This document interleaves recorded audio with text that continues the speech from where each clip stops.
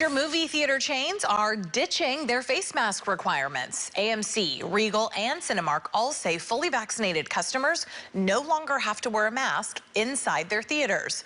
For others, masks will continue to be strongly encouraged, but can be removed when eating or drinking.